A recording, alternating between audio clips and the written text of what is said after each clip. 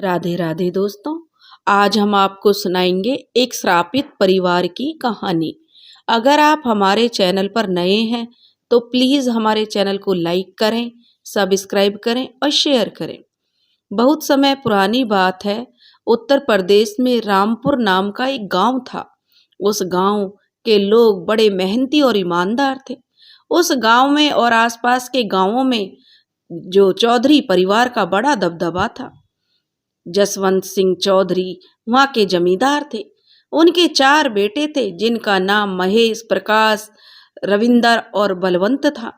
जिसमें सबसे छोटे बेटे का नाम बलवंत चौधरी था, जो शहर से पढ़ाई करके अपने गांव वापस आया था। जब वो पढ़ाई पूरी करके वापस अपने गांव आया तो गांव में बहुत खुशी का माहौल था, क्योंकि चौधरी का लड़का शहर से पढ़ाई पूरी करके गांव आया था। अपने गांव में आने की खुशी में चौधरी साहब ने बहुत बड़े भोज का आयोजन किया था। आसपास के रसूखदार लोगों और गांव के हर परिवार के लोगों को भोज का निमंत्रण दिया था और साथ में नाच गाने का और संगीत का भी आयोजन किया था। पूरा गांव चौधरी साहब के यहाँ आयोजन में जाने के लिए नए नए कपड़े पहनकर अच्छे से तैयार होकर पहुंच गए थे। महिलाएं भी सभी तैयार होकर पहुंच रही थी। एक तरफ भोज चल रहा था तो दूसरी तरफ पर एक बड़े मंच पर चौधरी साहब और उनके परिवार के लोग एक दूसरे के साथ बैठे हुए थे। वहीं पास में चौधरी बलवंत सिंह भी बैठा हुआ था। बलवंत एक 21-22 साल का सुंदर नौजवान था। शहर में रहकर उसकी सुंदरता में और निखार आ गया था। मंच के नीचे सभी गांव वालों के बैठने की व्यवस्था थी, जो वहां बैठे हुए थे और नाच गाने का मजा ले रहे थे। कमली भी अपने घर वालों के साथ आई हुई थी। कमली एक 17-18 साल की खूबसूरत सी लड़की थी, जो बहुत ही चंचल लड़की थी। उसके पिता चौधरी साहब के यहाँ मजदूरी करते थे और वह एक गरीब परिवार की बेटी थी और वह एक साधारण जाति के लोग थे। कमली अपने माता पिता की 5वीं संतान थी। जब मंच पर नाच गाना चल रहा था तब कमली भी एक तरफ कोने पर बैठकर नाच गाने का मजा ले रही थी। तभी मंच पर बैठे हुए बलवंत चौधरी की नज़र उस पर पड़ी। बलवंत जैसे ही कमली को देखता है, उसको देखता ही रह जाता है। उसकी नज़रें कमली से हटी नहीं रही थी। तभी कमली की नज़र भी चौधरी बलवंत पर पड़ती हैं। तब बलवंत और जो कमली की नज़रों आपस में टकराती हैं, फिर वो दोनों एक दूसरे से सम्मोहित से हो जाते हैं। अभी भी नज़रें नहीं हट रही थी एक दूसरे से। तभी जसवंत चौधरी आवाज़ लगाकर बलवंत चौधरी को बुलाते हैं। तब बलवंत चौधरी की जैसे निद्रा सी टूटती है और वे अपने पिता के पास पहुंच जाते हैं।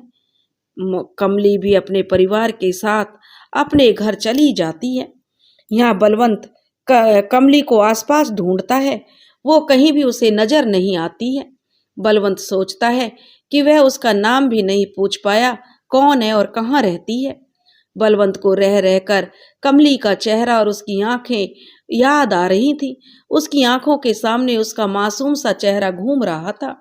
अगले दिन बलवंत चौधरी कमली को ढूंढने के लिए पूरे गांव का चक्कर लगाया, पर उसे कमली कहीं नहीं दिखाई दी। उसकी तलाश उसने काफी की। ऐसे ही कुछ दिन निकल गए। एक दिन बलवंत अपने खेतों को देखने गया, क्योंकि वहां पर फसल कट रही थी। तभी उसकी नजर एक लड़की पर पड़ी। यह तो वही लड़की है जिसकी तलाश बलवंत चौधरी कर रहा था, जो अपनी माँ के साथ फसल काटने आई थी। वह उन मजदूरों के पास पहुंचा। सभी मजदूर खड़े हो गए और कहने लगे, आइए मालिक, आइए छोटे मालिक, एक मजदूर कहने लगा। बलवंत उनके पास गया। सभी मजदूर उनको नमस्कार करने लगे। कमली भी बलवंत चौधरी को एकटक देखे जा रही थी। बलवंत कमली से उसका नाम पूछता है तो कमली कहती है, जी मेरा नाम कमली है। फिर आए दिन अब बलवंत खेत देखने के बहाने कमली से मिलने जाने लगा। कमली और बलवंत एक दूसरे से घुलने मिलने लगे और बातें करने लगे। अब बलवंत और कमली कभी कभी नदी किनारे, कभी खेत की झोपड़ी में मिलने लगे। एक दिन अकेले में बलवंत कमली से कहने लगा कि तुम मुझे बहुत अच्छी लगती हो और मैं तुमसे प्यार करने लगा हूँ। कमली कहने लगी, मालिक आप बहुत अच्छे हो, मैं भी आपको बहुत चाहती हूँ, पर आपका और मेरा मेल कहाँ है। मैं गरीब घर की लड़की, मेरी जाति से भी बहुत छोटी हूँ। आप तो मेरे लिए सपने जैसे हो, आपकी और मेरी कभी भी शादी नहीं हो सकती। बड़े मालिक का गुस्सा देखा है मैंने।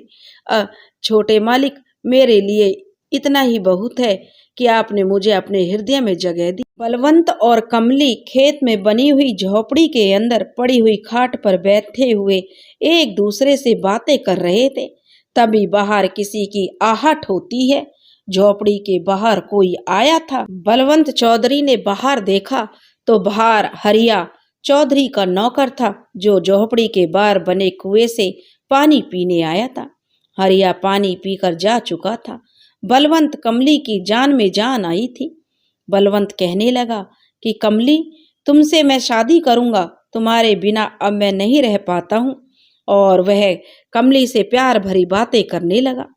ऐसे ही करते हुए बहुत देर हो गई। कमली कहने लगी, मालिक अब मुझे जाना चाहिए क्योंकि बहुत देर हो रही है। छोटे मालिक, कल फिर मिलती हूँ, ऐसा कहकर कमली वहां से चली गई। अब तो हर रोज कमली और बलवंत एक दूसरे से मिलने लगे। एक दिन कमली बलवंत से बोली कि मालिक, हम दोनों पहाड़ी के ऊपर माता के मंदिर में चलते हैं। हम लोग वहां चलेंगे और माता के मंदिर में कहते हैं कि मन मांगी मुराद पूरी होती है। हम माता से अपने लिए प्रार्थना करेंगे, माता हमारी मुराद जरूर पूरी करेंगी। कहते हैं लोग माँ के मंदिर जाकर जो भी अपने मन से मांगता है उसकी मुराद जरूर पूरी होती है। फिर अगले दिन सुबह ही बलवंत और कमली मंदिर के लिए निकल पड़े। ऊबड़ खाबड़ रास्ते से होते हुए आगे बढ़ते जा रहे थे। मंदिर के रास्ते में एक नदी पड़ती है। उस नदी के दोनों नाव से पार करते हैं। फिर आगे पहाड़ी पर चढ़कर एक मंदिर तक पहुंच गए। माता जी के दर्शन किए दोनों ने और फिर अपने लिए एक दूसरे का साथ मांगा। दर्शन करने के बाद वो लोग वहां बनी कुटिया के पास गए, जहां एक बाबा जी धूनी रमाए बैठे हुए थे। बलवंत और कमली ने बाबा को प्रणाम किया। बाबा कहने लगे, तुम कौन हो बच्चों, और तुम लोग यहाँ क्यों आए हो। तो बलवंत अपने और कमली के बारे में सब कुछ उस बाबा को बता देता है। बाबा जी कुछ ध्यान करते हैं, फिर बोलते हैं, बच्चों, जो कुछ तुम लोग करने की सोच रहे हो वह तो बड़ा मुश्किल है। अगर एक दूसरे से शादी कर भी लोगे तो तुम्हें बहुत बड़ी कीमत चुकानी पड़ेगी। बलवंत पूछता है, बाबा जी ऐसा क्यों। पर बाबा जी कुछ नहीं बोलते। बलवंत और कमली वापस अपने घर आ जाते हैं। कमली बलवंत का प्रेम परवान चढ़ने लगा। कहते हैं लोग, इश्क और मुश्क छुपाए नहीं छुपता। यही कमली और बलवंत के साथ हुआ। कमली और बलवंत के साथ यही हुआ। गांव के लोगों के बीच अब यह खबर आग की तरह फैल रही थी। जब कमली के माँ बापू को यह बात पता चली तो कमली को उसके बापू ने बहुत मारा। तुमने ये क्या किया। बड़े मालिक को अगर पता चलेगा तो वह हम लोगों को इस गांव से निकाल देंगे। मैं कहाँ जाऊंगा तुम सबको लेकर। अभी तक उन्हीं के टुकड़ों पर तो हम पल रहे हैं हम लोग। ये भगवान अब क्या होगा। उधर जसवंत चौधरी को यह भनक लग गई थी। उसने बलवंत को बुलाया और गुस्से में पूछा कि बलवंत, यह मैं क्या सुन रहा हूँ ये सब। तो बलवंत कैसा कहता है, क्या बाबूजी। जसवंत चौधरी गुस्से में और लाल हो जाते हैं और कहते हैं, रामदीन कहार जो हमारा नौकर है उसकी बेटी का तुम्हारा क्या सुन रहा हूँ मैं तुम दोनों के बारे में। बलवंत कहता है, बाबूजी मुझे माफ करें, और कमली को एक बहुत ही अच्छी लड़की है और मैं उसे प्यार करता हूँ और हम दोनों शादी करना चाहते हैं। जसवंत चौधरी बलवंत को खींचकर एक थप्पड़ मारता है। तुम्हें इसीलिए शहर भेजा था पढ़ने के लिए कि तुम सब ये सीख कर आओ। ऐसी लड़कियां बिस्तर तक ही ठीक होती हैं। आज के बाद उसका ख्याल दिमाग से निकाल दो। पृथ्वीपुर के जमींदार की लड़की से तुम्हारी शादी होगी। तो जसवंत कहता है, नहीं बाबूजी, ऐसा मत करो। कमली और मैं एक दूसरे के बिना नहीं जी पाएंगे। बलवंत कहता है तो जसवंत चौधरी ये सुने बिना ही वहां से चला जाता है। बलवंत की माँ जो बलवंत से कहती है, बेटा आपको अपने बाबूजी की बात मान लेनी चाहिए। आपके बाबूजी ने जो कह दिया है वह पत्थर की लकीर होती है और वो तुम्हें और कमली को कभी एक नहीं होने देंगे। बेटा आप जहाँ बाबूजी कह रहे हैं वहीं शादी कर लो। तो बलवंत कहने लगा, नहीं माँ, मैं और कमली एक दूसरे को कभी नहीं भूल सकते। हम दोनों एक दूसरे से बहुत प्यार करते हैं। इधर जसवंत चौधरी अपने विश्वास पात्र आदमी को बुलाता है और कहता है, आज रात रामदीन कहार का घर जला दो, कोई भी जिंदा नहीं बचना चाहिए। ये बात कमरे के बाहर कोई और सुन रहा होता है। रात को लगभग 2 बजे 8-10 मुंह बांधे लोग रामदीन कहार के घर के चारों तरफ से आग लगा देते हैं। रामदीन कहार का घर धू धू करके जल चुका था। चौधरी के नकाब पोस लठैत अब जा चुके थे। उधर नदी के पास पगडंडी पर कुछ लोग चले जा रहे थे और वो रामदीन और उसका परिवार था। रामदीन रुआंसे से होकर कह रहा था, अच्छा हो मजले मालिक का, रविंदर चौधरी जी का, जिसने हमें लोगों को समय से घर से निकाल दिया और हम लोगों को जान बचा ली। रविंदर चौधरी जसवंत चौधरी का तीसरा लड़का था और बलवंत का बड़ा भाई था, जो अपने छोटे भाई से बहुत प्रेम करता था। उन दोनों की उम्र का ज्यादा अंतर नहीं था। साथ में दोनों भाई खेले थे और साथ साथ बड़े हुए थे। उनको भी बलवंत और कमली के प्यार के बारे में वो पहले से ही जानते थे और उसने भी अपने भाई को समझाने की बहुत कोशिश की थी। उस रात जब जसवंत चौधरी अपने विश्वास पात्र आदमियों को जब रामदीन कहार के परिवार को खत्म करने को कह रहा था, तब रविंदर ने सुन लिया था और समय पर जाकर सभी को सुरक्षित घर से निकाल लिया था। पर यह बात उसने अपने भाई बलवंत को नहीं बताई थी, क्योंकि उसको पता है उनके बाबूजी जसवंत चौधरी उनकी कभी भी उनको एक नहीं होने देंगे। अगर उनको कमली और उनके परिवार का पता चल गया तो वो फिर से उस परिवार को मरवाने की कोशिश करेंगे। इसलिए ये बात किसी को नहीं बताई थी रविंदर ने, और वह यह भी सोचता है कि कुछ दिनों में उसका भाई भी कमली को भूल जाएगा और सामान्य हो जाएगा और उसकी शादी अच्छी जगह हो जाएगी। उसने अपने दूर के रिश्ते के मामा के नाम पर एक चिट्ठी लेकर रामदीन को दे दी थी और उसने कहा था कि उन्हें अपने यहाँ आश्रय दे देना और काम पर भी रख लेना। राजेंद्र चौधरी के मामा नारायणपुर गांव के एक छोटे से जमींदार थे। बहुत ही धर्मपरायण आदमी थे। हर किसी की मदद के लिए हमेशा तैयार रहते थे। जसवंत चौधरी से उनकी कभी नहीं बनती थी, पर क्योंकि चौधरी बहुत ही क्रूर किस्म का आदमी है और गरीबों पर आए दिन अन्याय करता रहता है, पर वो रविंदर चौधरी को बहुत मानते थे। रामदीन कहार का परिवार अगले दिन शाम तक नारायणपुर पहुंच गया। चौधरी की चिट्ठी देते हैं और वहां के जमींदार रामदीन के परिवार को रुकने की व्यवस्था अपने खेत में बने मकान में कर देते हैं। इधर बलवंत चौधरी जब सुबह जागता है और हवेली के बाहर बातें हो रही थी कि रामदीन के कहार में घर में रात को आग लग गई और उसका पूरा परिवार खत्म हो गया। यह सुनकर बलवंत पागल सा हो जाता है और दौड़ते हुए कमली के घर की तरफ जाता है। उसके पीछे उसका भाई रविंदर भी जाता है। उसका पूरा घर राख का ढेर बन गया था। बलवंत राख के ढेर में घुसने की कोशिश करता है तो पीछे से रविंदर उसे पकड़ लेता है और उसको अपनी हवेली में ले आता है।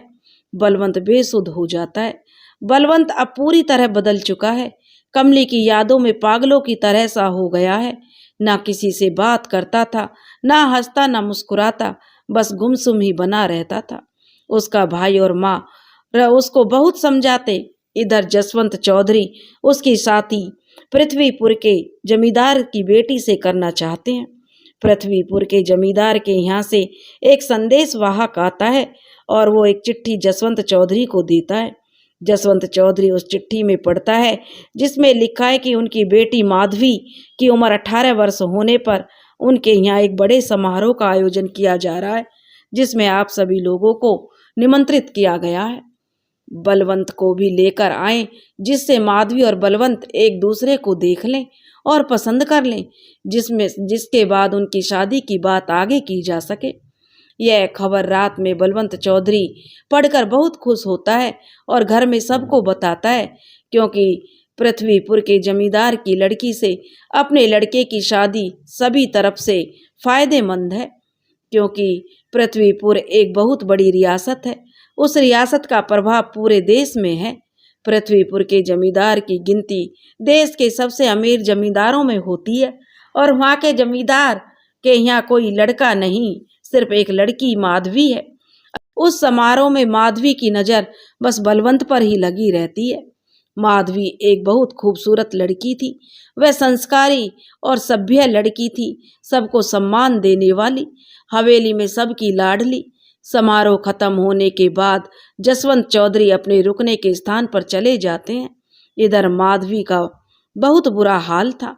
उसको तो बस चारों तरफ बलवंत चौधरी ही आंखों में दिखाई दे रहा था। उसकी आंखों की नींद उड़ चुकी थी। जैसे जैसे रात निकलती है और सुबह होती है तो वह अपनी माँ से बलवंत चौधरी के बारे में पूछती है। तब उसकी माँ कहती है कि तुम्हारी शादी की बात करने के लिए इस समारोह में उनको बुलाया गया है। अगर तुम्हें बलवंत पसंद है तो तुम बलवंत से अकेले में मिलकर पक्का कर लो, फिर तुम्हारे पिताश्री चौधरी साहब से तुम दोनों की शादी की बात कर लेंगे। दोपहर के खाने में जसवंत चौधरी, उनकी पत्नी और बलवंत को बुलाया जाता है। सभी लोग खाना खाने के लिए बैठे थे। माधवी बस बलवंत को देखे जा रही थी, पर बलवंत उससे नजर एक बार भी नहीं मिलाई। खाना खाने के बाद जो माधवी की माँ मुझसे माधवी से बोलती है कि बेटी बलवंत को अपनी हवेली दिखा कर लाओ, और माधवी और बलवंत वहाँ से जाकर बाहर निकल जाते हैं। माधवी बलवंत को अपनी हवेली दिखाती है। वह बलवंत माधवी से कुछ नहीं पूछता, ना ही कोई बात करता है। माधवी कहती है, क्या बात है, मैं आपको पसंद नहीं हूँ क्या? बलवंत बोलता है कि आप तो बहुत अच्छी हैं माधवी, आपको कोई भी नापसंद कर ही नहीं सकता, पर मैं आपके लायक नहीं हूँ। माधवी बोलती है, आप जैसे भी हैं मुझे आप बहुत पसंद हो, मैं शादी करूँगी तो आपसे ही करूँगी। बलवंत कुछ नहीं बोल पाता। उसकी मुलाकात ही खत्म हो जाती है। माधवी की माँ जो माधवी से पूछती है, कैसा लगा बलवंत तुम्हें? तो माधवी मुस्कुरा देती है और उसकी माँ कहती है, इसका मतलब मैं क्या समझूं? तुम्हारी यहाँ है। पृथ्वीपुर के जमींदार जसवंत चौधरी पंडित जी बैठे हुए थे और बलवंत और माधवी की शादी की बात चल रही थी। पंडित जी कहने लगे कि अगले महीने की एकादशी के दिन का मुहूर्त शादी के लिए बहुत अच्छा है। दोनों परिवारों में शादी को लेकर तैयारियां चल रही थी। बलवंत अब भी कमली की यादों में खोया हुआ था। इधर कमली का भी अभी तक बुरा हाल था।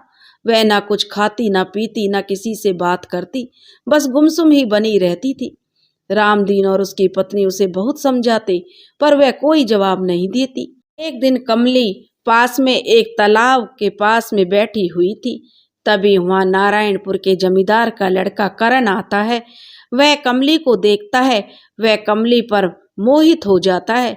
वह कमली के पास जाता है और कमली से पूछता है कि तुम कौन हो? कमली बता देती है कि वह पास के खेतों में बने मकान में रहती है। करण वहाँ से चला जाता है। वह अपने घर आकर अपनी माँ को कमली के बारे में बताता है और कहता है कि मैं शादी उसी लड़की से करूँगा। करण की माँ बोलती है कि मैं तुम्हारे पिताश्री से बात करूँगी।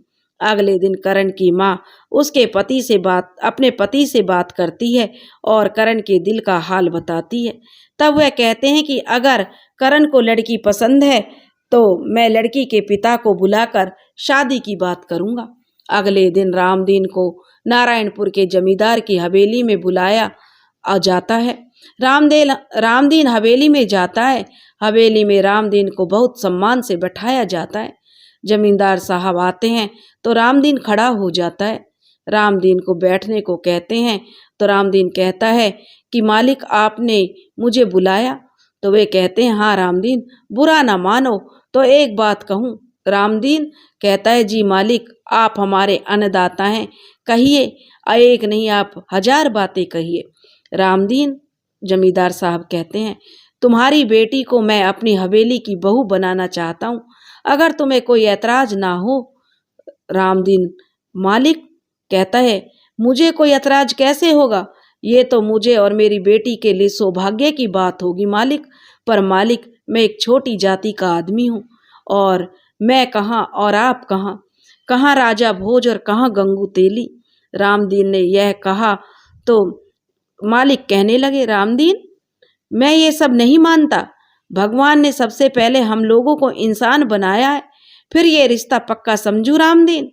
रामदीन कहता है, जी मालिक, आप जैसा सही समझे।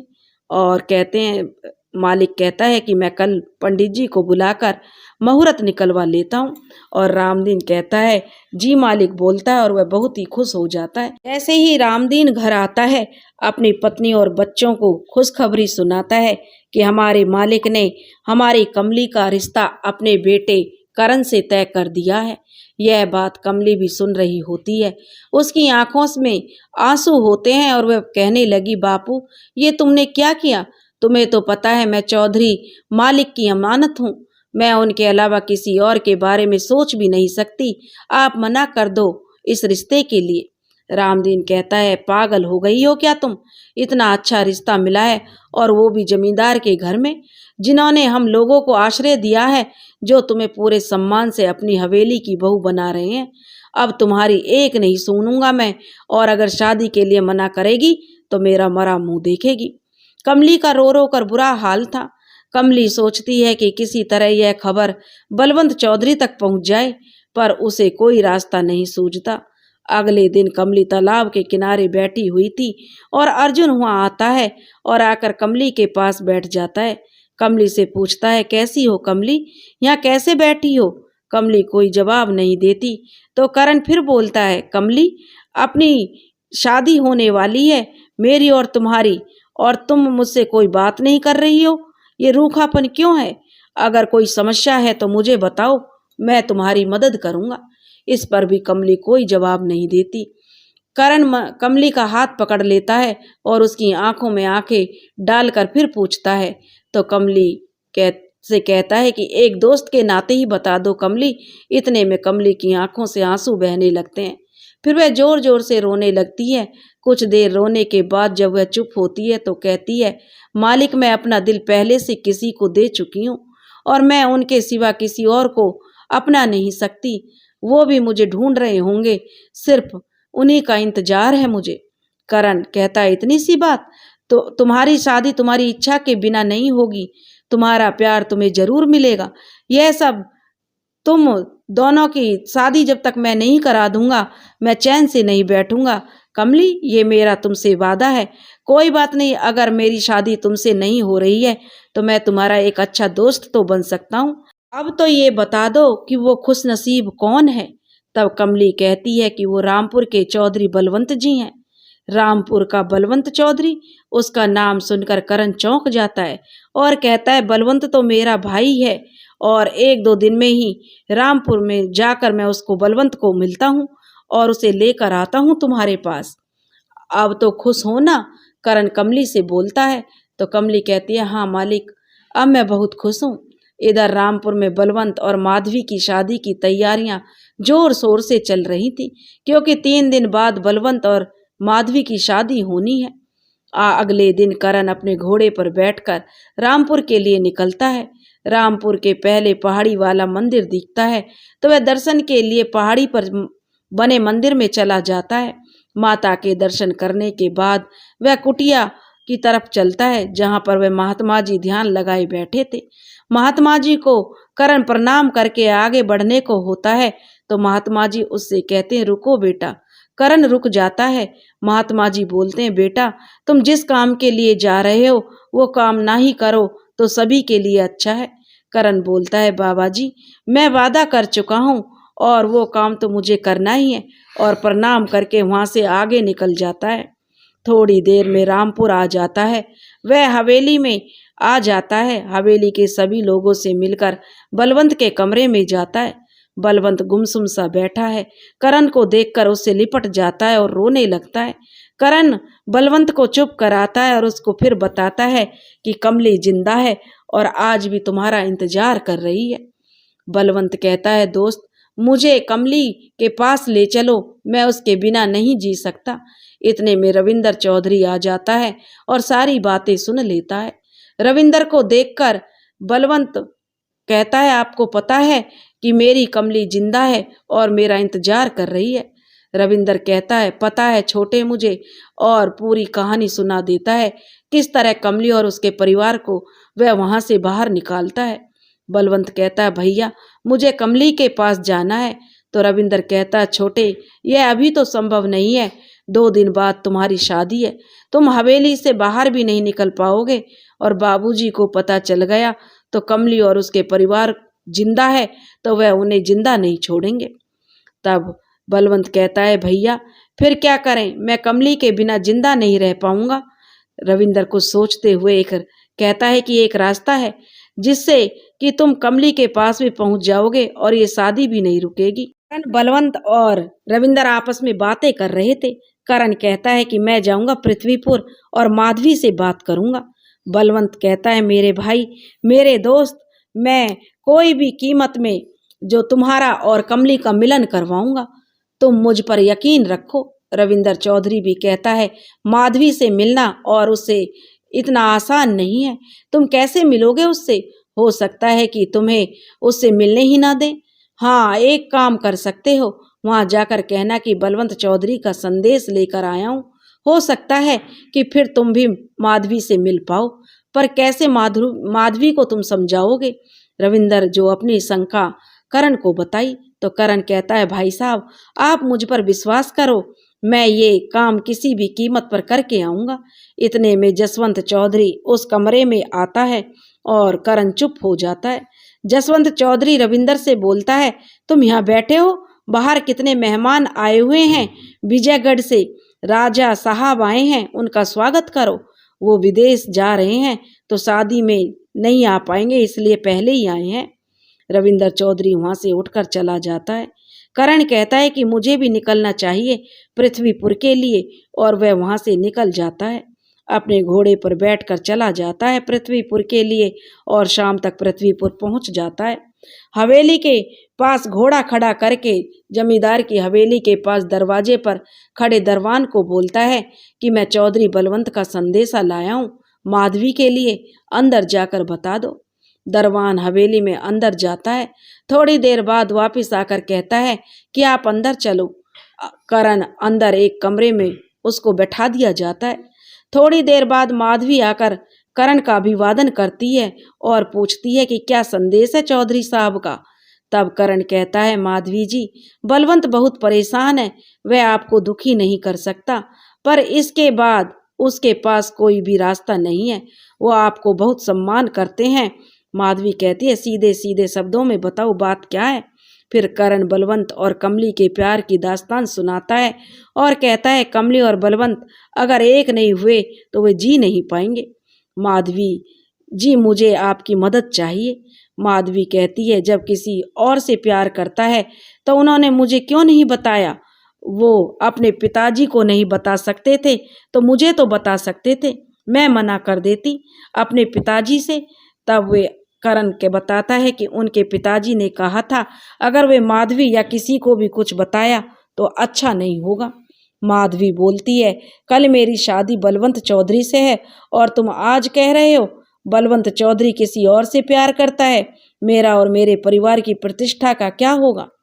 तब वह कहता है, माधवी मेरी शादी भी जो कमली से पक्की हो गई थी, मेरी शादी भी 15 दिन बाद मुहूर्त निकला है, पर जैसे ही मुझे पता चला कमली और बलवंत एक दूसरे से प्यार करते हैं, तब मैंने सोचा कि मेरा प्यार मुझे मिले या ना मिले, बलवंत और कमली को मिलाना है।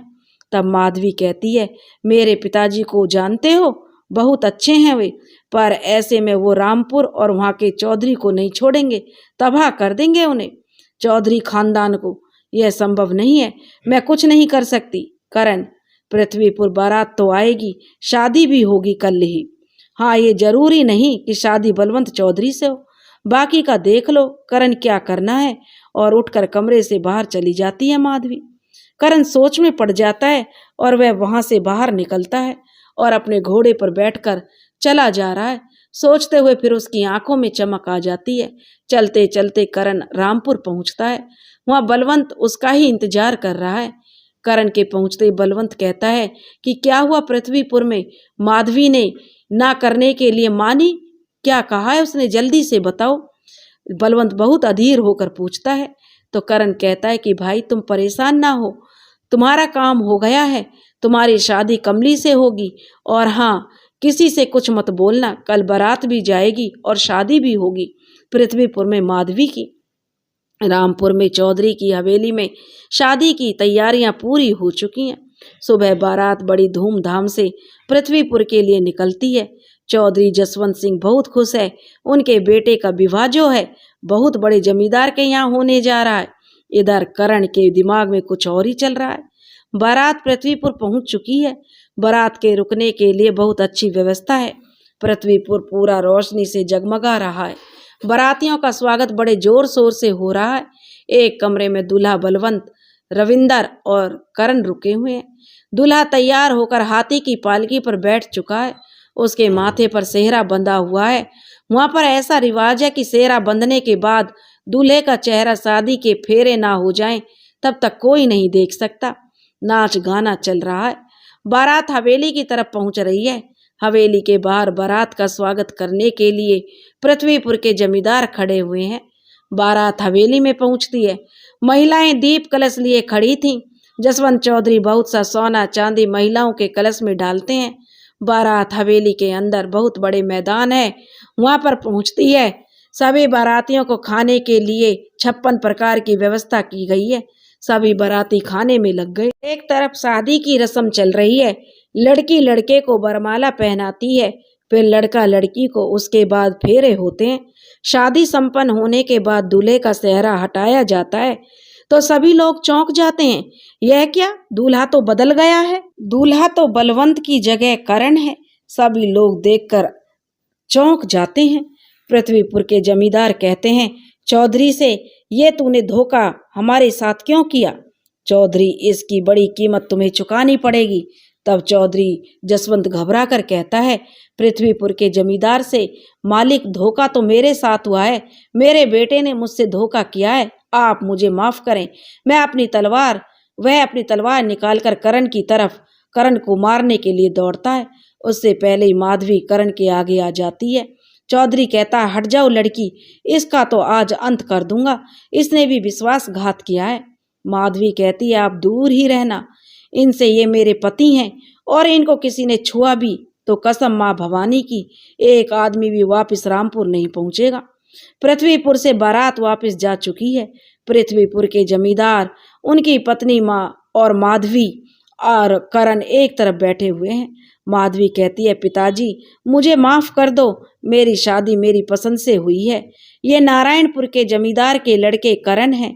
शादी तय होने के बाद मुझे पता चला कि बलवंत, और फिर उसकी बलवंत और जो कमली की पूरी कहानी अपने पिता को सुना देती है। करण कहता है माधवी आपसे मेरी शादी हुई है, मैं अपना पति धर्म निभाऊंगा, पर पहले मुझे पास के जंगल में जाना है जहां बलवंत मेरा इंतजार कर रहा है। उसको और कमली को एक करना है। मैं अपना वादा निभाकर वापस आपके पास आऊंगा और आपको अपने घर ले जाऊंगा। करण माधवी से विदा लेकर जंगल में निकलता है और अपने दोस्त बलवंत के पास पहुंच जाता है। जंगल में बलवंत उसका ही इंतजार कर रहा था। करण के पहुंचने पर बलवंत करण से पूछता है कि क्या हुआ वहां, बताओ मुझे। तो करण कहता है दोस्त सब ठीक है, चलो मैं तुम्हें कमली के पास ले चलूं। फिर वहां से दोनों नारायणपुर के लिए रवाना हो जाते हैं। कमली तालाब के किनारे गुमसुम बैठी हुई थी। तभी उसको किसी के आहट सुनाई देती है।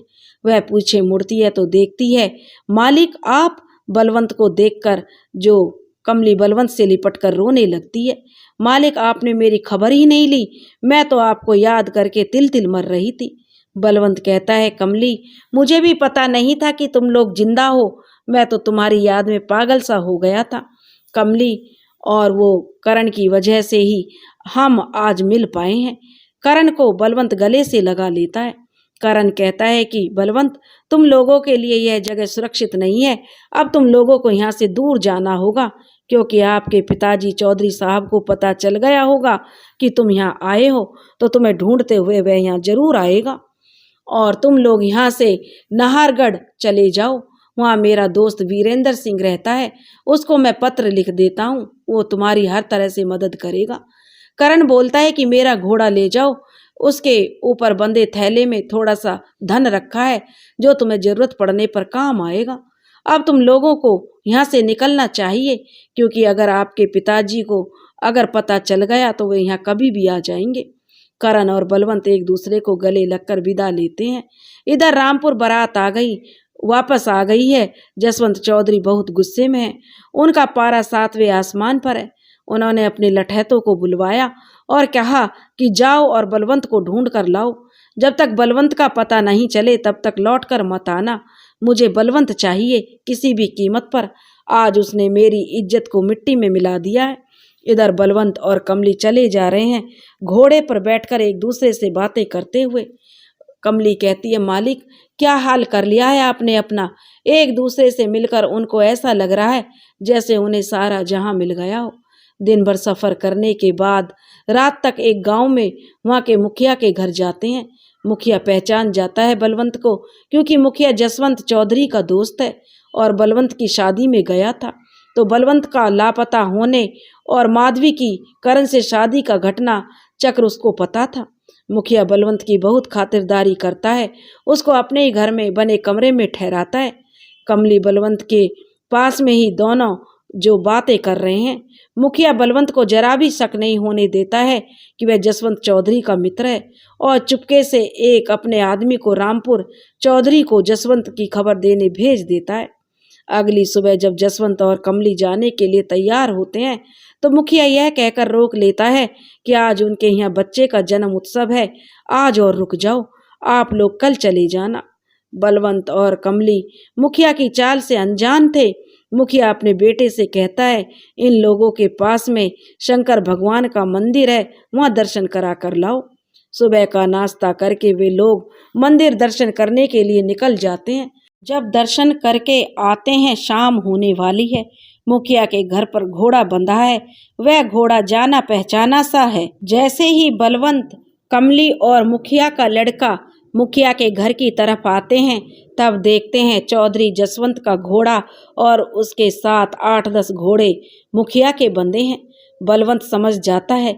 बलवंत और कमली एक घोड़े पर साथ में बैठ जाते हैं और वह मुखिया के लड़के को बोलते हैं कि कमली के गले में पड़ी मोतियों की माला मंदिर के पास कहीं गिर गई है, हम लोग उसे लेकर आते हैं और अपना घोड़ा तेजी से विपरीत दिशा में दौड़ा देते हैं। उधर जब मुखिया का लड़का अपने घर के अंदर आता है, मुखिया उसको अकेले देखकर पूछता है, कहाँ हैं वे लोग? तो वह गले की माला वाली बात बताता है और पास में छिपा हुआ बैठा जसवंत चौधरी सब समझ जाता है। वह अपने आदमियों को कहता है, सब लोग जल्दी बाहर आओ और बलवंत का पीछा करो। चौधरी और चौधरी के लठैत सब अपने अपने घोड़ों पर बैठकर उसी दिशा की ओर घोड़ा दौड़ा देते हैं जिस तरफ बलवंत और कमली भागे हैं। आगे जाकर जसवंत कहता है कि यहाँ से अलग अलग रास्ते हैं, इसलिए 3-4 ग्रुपों में बट जाओ और वे लोग अलग अलग दिशाओं में जाओ। बलवंत कमली घोड़े से भागते भागते एक जंगल में चले जाते हैं। चौधरी और उसके लठैत भी पीछा करते हुए जंगल में घुस जाते हैं। भागते भागते अंधेरा छा गया। बलवंत और कमली एक पेड़ के नीचे रुक जाते हैं। उनका घोड़ा थक गया था। उन लोगों को भी भूख प्यास लगने लगी थी। कमली को डर भी बहुत लग रहा है। वह बलवंत से चिपकी हुई खड़ी थी। उसकी दिल की धड़कनें बहुत बड़ी हुई थी। बलवंत से कमली कहती है, मालिक अगर हम लोगों को अगर बड़े मालिक ने पकड़ लिया तो वो हम लोगों को जिंदा नहीं छोड़ेंगे। बलवंत कहता है, ऐसा कुछ नहीं होगा कमली, हम सुरक्षित हैं, यहाँ से निकलेंगे और एक नई दुनिया बसाएंगे जहाँ कोई हमारे प्यार के बीच नहीं आएगा। वहाँ पर सिर्फ तुम और हम होंगे। हमारा एक छोटा सा परिवार होगा। हम आपको बहुत प्यार करेंगे, कभी अकेला नहीं छोड़ेंगे। बलवंत जो कमली को समझाता है और परिवार की बातें सुनकर कमली शर्मा जाती है। फिर दोनों एक दूसरे के आगोश में दुनिया से बेखबर होकर कब नींद के आगोश में चले गए उन्हें पता ही नहीं चला। सुबह जब घोड़ों की टाप की आवाज़ उनके कानों में पड़ती है तब एकदम से बलवंत की नींद खुलती है। वह हड़बड़ाकर उठता है और कमली को उठाता है। हम लोगों को यहाँ से जल्दी निकलना होगा, वो लोग हमारे पीछे आ गए हैं। बलवंत और कमली फुर्ती से घोड़े पर बैठकर वहां से निकलते हैं। घोड़ा हवा से बातें कर रहा है। उनको चलते चलते एक पहर बीत जाता है, पर जंगल खत्म होने का नाम ही नहीं ले रहा। वह लोग पानी पीने के लिए झरने के पास रुकते हैं। पानी पीकर जैसे ही खड़े होते हैं उन्हें घोड़ों की टापों की आवाज आने लगती है। लोग वहां से फिर भागते हैं, पर उनका पीछा करने वाले लोग उनके कुछ और पास आ जाते हैं, पीछा करते हुए दिखने लगते हैं। थोड़े आगे जाने पर वे लोग ऐसी जगह पहुंच जाते हैं जहां दोनों तरफ, एक तरफ काही है और दूसरी तरफ नदी। वे दोनों नदी के समतल भागे जा रहे हैं और उनका पीछा करने वाले उनके पीछे चले जा रहे हैं। जब वे आगे पहुंचते हैं तो देखते हैं कि आगे तो रास्ता ही नहीं है। नदी भी बहुत ऊंचाई से खाई में गिर रही है। खाई भी इतनी गहरी कि नीचे नजर भी कुछ नहीं पहुंच रहा। बलवंत और कमली घोड़े से उतर जाते हैं। चौधरी जसवंत और उसके आदमी पास आते जा रहे हैं। कमली और जसवंत एक दूसरे को देखते हैं और कुछ निश्चय करते हैं। जसवंत और कमली के पास चौधरी के आदमी आ गए हैं। जसवंत चौधरी कहता है, अपने लठैतों से जाओ, दोनों को पकड़ कर लाओ। जैसे ही लठैत आगे बढ़ते हैं, अगले ही पल बलवंत और कमली एक दूसरे का हाथ पकड़कर नदी में छलांग लगा देते हैं और अगले ही पल नदी के साथ काही में गिर जाते हैं दोनों। एक आदमी कहता है चौधरी जसवंत से, मालिक, वो लोग इतने ऊपर से गिरे हैं, जिंदा तो नहीं बचेंगे।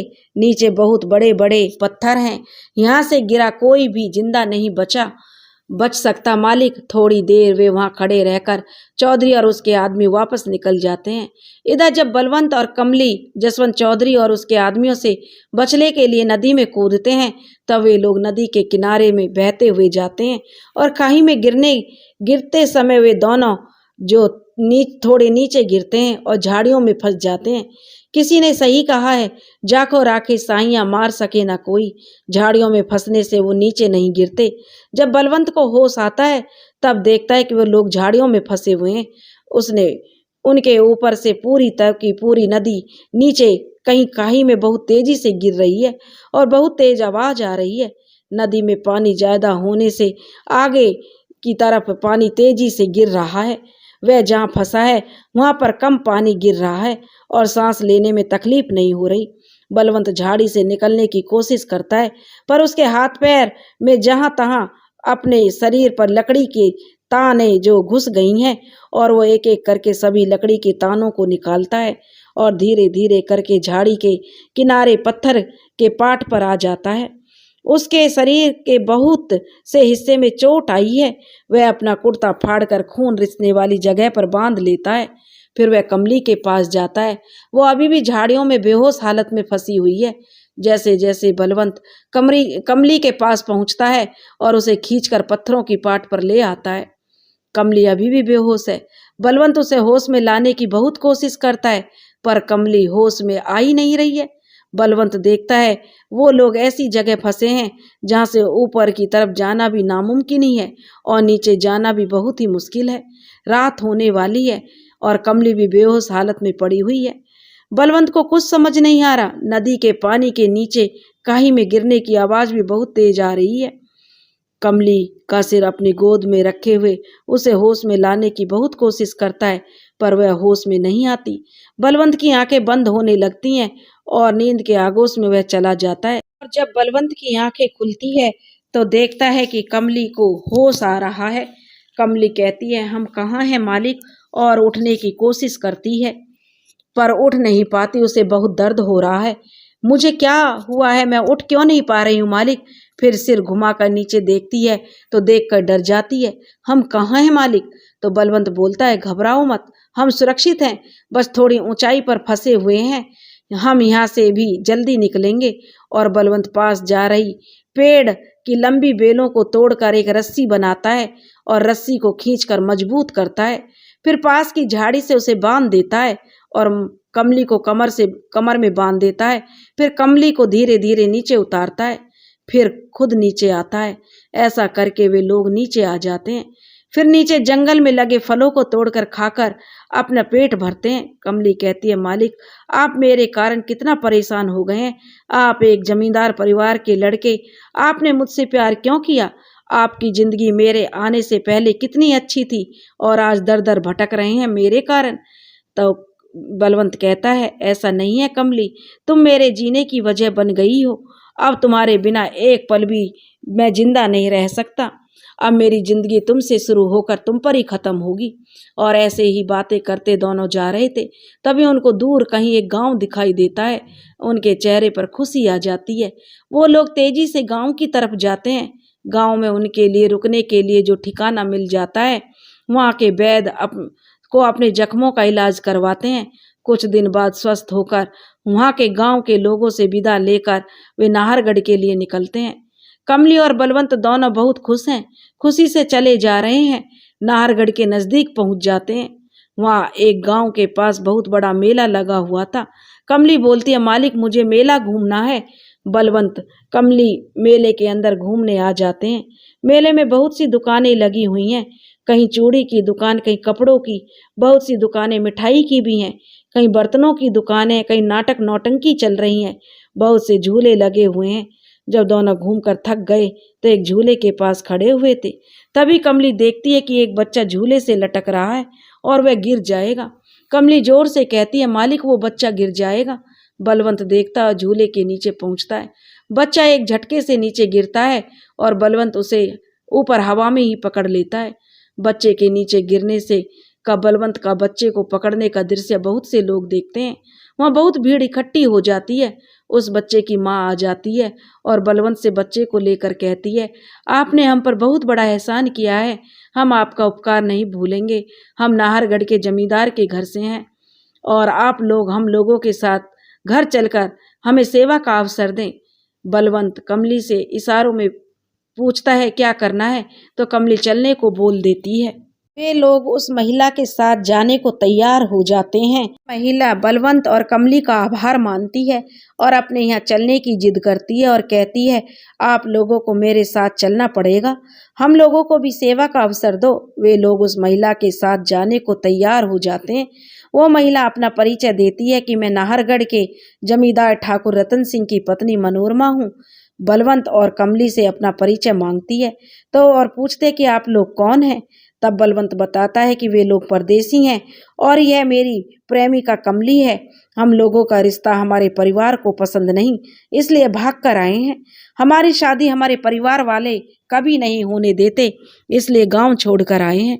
तब मनोरमा कहती है, आप लोग कोई चिंता नहीं करना, आप लोग यहाँ सुरक्षित रहोगे। मैं आप लोगों की शादी अपने यहीं पे करवाऊंगी। नाहरगढ़ पहुंचकर उन लोगों के रहने की व्यवस्था मनोरमा देवी अपनी हवेली में करती हैं और ठाकुर रतन सिंह को सारी घटना बताती हैं। रतन सिंह भी उन दोनों का आभार जताते हैं और कुछ दिनों बाद रतन सिंह उन दोनों की शादी की तारीख निकलवा लेते हैं। 4 दिन बाद कमली और बलवंत की शादी है। कमली बहुत खुश है। वह कमली जो बलवंत से कहती है, मालिक मैं बहुत खुश हूँ, अब हमारा सपना सफल होने जा रहा है, जिसके लिए आप और हम लोगों ने इतनी परेशानी उठाई है, परिवार से दूर हुए हैं, हम लोगों की जान पर भी बनाई, आज हम बहुत खुश हैं। 4 दिन बाद हमारी शादी होने वाली है, फिर हम लोग एक दूसरे के जन्मों जन्मों के साथी हो जाएंगे और फिर हमारे बीच कोई नहीं होगा। हमारा छोटा सा अपना परिवार होगा जिसमें आप, मैं और हमारे बच्चे खुशी से रहेंगे। बलवंत कमली को अपनी बाहों में लेता है तो कमली शर्मा जाती है और शादी का दिन आ जाता है। कमली बहुत चहक रही है। ठाकुर रतन सिंह भी उनकी शादी की बेहतरीन व्यवस्था करते हैं। बहुत से मेहमानों को बुलाया गया है। आज बलवंत और कमली एक दूसरे को वरमाला पहनाकर सदा के लिए एक दूसरे के हो जाते हैं। शादी के बाद रतन सिंह उन लोगों को कुछ दिन अपने पास रखने के बाद उनको एक घर रहने के लिए दे देता है। बलवंत को अपने यहाँ मुनीम का काम दे देता है। ठाकुर रतन सिंह उन दोनों को बच्चों की तरह रखते हैं। कमली भी ठाकुर साहब को अपने पिता की तरह मान देती है। कमली पूजा पाठ पर बहुत विश्वास करती थी। वह बहुत से व्रत रखती है और बहुत सा अपना समय पूजा पाठ को देती है। बलवंत और कमली की जिंदगी खुशी खुशी चल रही है। फिर उसके यहाँ और एक खुशी का समय आता है कि कमली माँ बनने वाली है। बलवंत कमली का और ज्यादा ध्यान रखता है। कुछ दिनों बाद कमली एक स्वस्थ सुंदर सी बच्ची को जन्म देती है। बच्ची अब धीरे धीरे बड़ी हो रही है, उसकी शरारतें बढ़ रही हैं और बलवंत और कमली बहुत खुश हैं। उनकी बेटी आज 6 साल की हो गई है। उसकी चंचलता बलवंत को कमली की बहुत प्रसन्नता देती हैं। दोनों अपनी बच्ची को पाकर बहुत प्रसन्न होते हैं। उसकी शरारतें उनका मन मोह लेती है। पर कहते हैं ना, समय एक सा नहीं रहता है। बलवंत और कमली के साथ भी यही हुआ। कमली की अचानक तबीयत खराब हुई और बलवंत ने बहुत सेवा की, दूर दूर से वैद्यों को बुलाकर इलाज करवाया, पर उसमें कोई भी आराम नहीं आया। अचानक कमली अपनी 7 वर्ष की बेटी को छोड़कर इस दुनिया से चली गई। कमली के जाने के बाद बलवंत टूट सा गया। वह पागलों की तरह हो गया। उसकी जीने की आस खत्म हो गई। ठाकुर रतन सिंह ने उसे बहुत समझाया और कि अपने लिए ना सही तो अपनी बेटी के लिए तुम्हें संभलना होगा। ठाकुर साहब की बात थोड़ी बहुत बलवंत की समझ में आई तो वह अपनी जिंदगी सामान्य तरीके से जीने की कोशिश करने लगा, पर कमली की याद उसके दिलो दिमाग से जा नहीं रही थी। बलवंत काम पर जाने लगा। उसकी 7 वर्ष की बेटी घर का काम करती है। जब कमली की अचानक मृत्यु हुई थी तब उसकी आत्मा को यमदूत लेकर जाते हैं, पर कमली की आत्मा भी बलवंत और अपनी बेटी को छोड़ने को तैयार नहीं थी। उसकी आत्मा भी बहुत दुखी थी, पर यमदूत उसकी आत्मा को यमलोक ले जाते हैं। यमराज कमली की आत्मा की हालत देखकर कहते हैं, बेटी, मैं तुम्हारा दर्द समझ सकता हूँ, पर हम सभी विधाता के जीवन चक्र से बंधे हुए हैं। हमारे भी कुछ नियम कायदे हैं। मैं तुम्हें पूरी तरह पृथ्वी पर तो नहीं भेज सकता, पर तुम्हारे लिए इतना कर सकता हूँ कि तुम अपना पुराना शरीर लेकर अपनी बेटी के पास जा सकती हो, पर उसकी कुछ शर्तें रहेंगी। तो कमली पूछती है कि ये शर्तें क्या होंगी? तब यमराज बताते हैं, तुम सूर्य निकलने के बाद से सूर्य अस्त तक अपनी बेटी के पास रुक जाओगी। तुम अपने पति को स्पर्श भी नहीं करोगी। तुम अपने घर अपनी बेटी के पास के अलावा कहीं नहीं जा पाओगी। तुम अपना कोई भी वस्त्र वहाँ नहीं छोड़ सकती हो। अगर कोई भी वस्त्र वहाँ रह गया तो फिर वापस यहाँ नहीं आ पाओगी। अगर तुम्हारे पति ने तुम्हारा स्पर्श कर लिया और फिर संबंध बनाया, फिर तुम सोचने समझने की शक्ति खो दोगी और फिर हम जैसा कहेंगे वैसा करोगी। अगर ये शर्तें मंजूर हो तो तुम जा सकती हो अपनी बेटी से मिलने। कमली को सोचने के बाद यमराज की सभी शर्तें मान लेती है। फिर यमराज उसे अपनी बेटी के पास भेज देते हैं। बेटी जब माँ को देखती है तो उसके गले लग जाती है और बहुत खुश हो जाती है। दिन में बलवंत घर पर नहीं रहता, वह ठाकुर के यहाँ काम पर जाता है और कमली के लिए बहुत समय मिल जाता है अपनी बेटी को देने के लिए। वह रात होने से पहले जो यमलोक लौट आती है। बच्ची भी अब बहुत खुश रहने लगी। घर का पूरा काम भी, चक्की से आटा पीसने से लेकर खाना, झाड़ू, पोछा, बर्तन सभी कमली आकर कर जाती है। बलवंत जब घर आता है तो देखता है कि घर के सभी काम अच्छे से हो रहा है। खाना भी उसको बना बनाया मिल जाता है। अपनी बेटी से पूछता है कि बेटी, तुम इतना सारा काम अकेले कैसे कर लेती हो?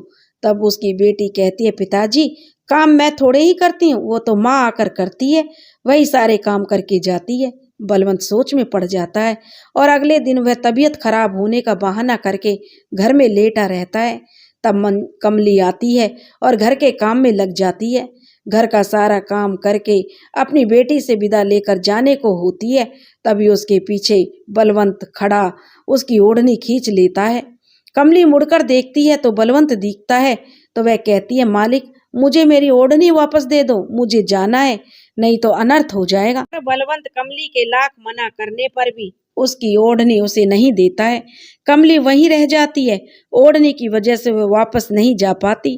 बलवंत और कमली पहले जैसे साथ रहते थे ऐसे ही साथ रहने लगते हैं। फिर उनके बीच वही सब होता है। कुछ दिनों बाद कमली फिर से माँ बनती है और एक स्वस्थ बेटे को जन्म देती है। धीरे धीरे वो बेटा बड़ा होता है। उस बेटे की शादी तय हो जाती है और शादी का दिन भी आ गया। कमली बलवंत से कहती है, मालिक, आज अपने बेटे की शादी है, मैं बहुत खुश हूँ, मैं वह ओढ़नी ओढ़कर नाचना चाहती हूँ। बलवंत सोचता है, इतने दिनों से तो कहीं नहीं गई, अब क्या जाएगी, अब तो इतने साल बीत गए हैं। इसलिए बलवंत चौधरी उसे ओढ़नी दे देता है। और कमली बहुत नाचती है। उसके आत्मा और शरीर में यम का प्रवेश हो जाता है।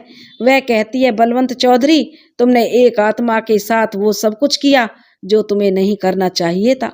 तुमने एक माँ की आत्मा को बंदी बनाकर जो किया है वह माफी के लायक नहीं है। आत्मा बनी कमली उस चौधरी को श्राप देती है कि तुमने मुझे बंदी बनाया, इसलिए मैं तुम्हें श्राप देती हूँ कि आज से कोई भी व्यक्ति विदुर नहीं होगा। इसलिए तुम्हारे खानदान में सबसे पहले मृत्यु आदमियों की होगी, औरतों की मृत्यु बाद में होगी। तब से चौधरी परिवार को यह श्राप मिल गया और उस परिवार को एक श्रापित खानदान के नाम से जाने लगा। दोस्तों, अगर आपको हमारी कहानी पसंद आई हो तो प्लीज़ हमारे चैनल को लाइक करें, सब्सक्राइब करें और शेयर करें। राधे राधे।